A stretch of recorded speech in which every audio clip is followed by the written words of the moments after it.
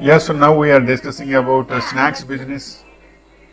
Now we are discussing about snacks business. In that today we are discussing about potato chips production. Potato chips are crisps. Crisps are thin slices of potato that may have been deep fried or baked until crunchy.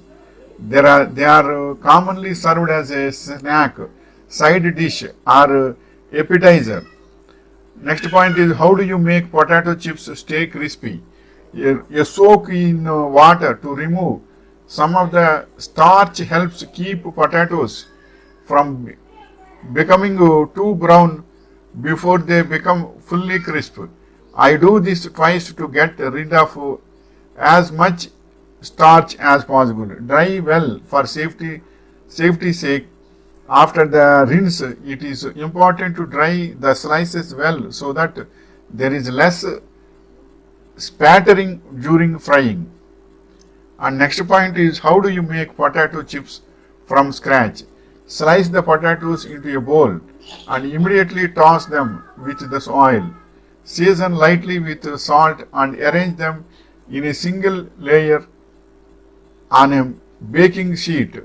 Bake in the oven until golden brown, about 12 to 15 minutes. Season again lightly with salt and pepper when they come out of the oven.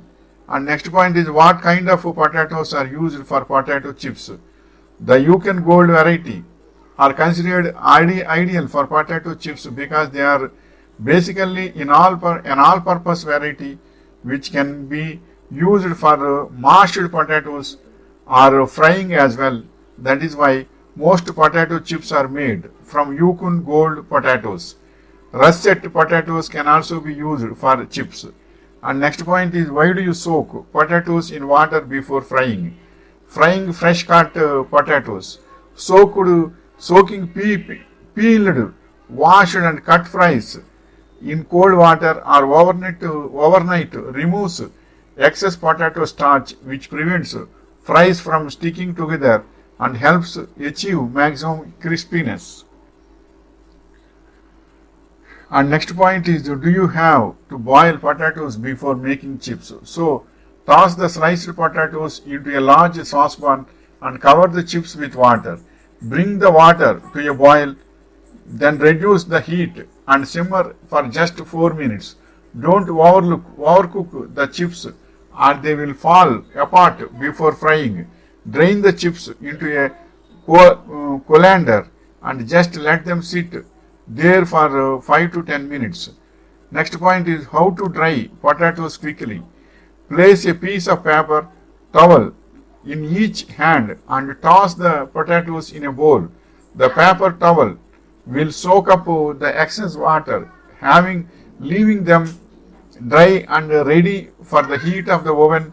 Once you have got your potatoes nice and dry, you should try this fingerling potato and funnel recipe. And next point is should you soak potatoes in salt water before frying? Before frying potatoes, rinse them in cold water to remove starch, which can cause the potatoes to stick together during the frying process. For crispier potatoes, soak the potatoes in salt water for several minutes before cooking. Next point is how do you keep homemade potato chips crispy? Put them in a bowl with a towel draped over them. Depending on how greasy the chips turned out, you might try this option to help absorb any oil.